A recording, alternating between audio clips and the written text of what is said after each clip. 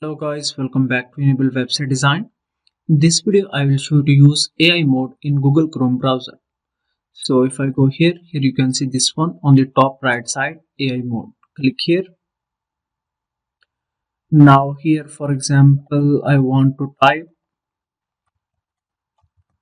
top 10 AI tools for YouTube automation.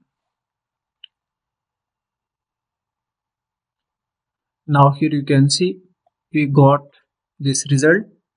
So these are the different tools. So it's working fine. And on the right side, so these are the websites, and if we click on show all, now we will get more results. Here you can see these are the different websites like Zapier, Linktree, and different other websites. So after that, here we can easily attach images and different other files. And also here we have a microphone, so you can easily do search. For example, here I can do voice search,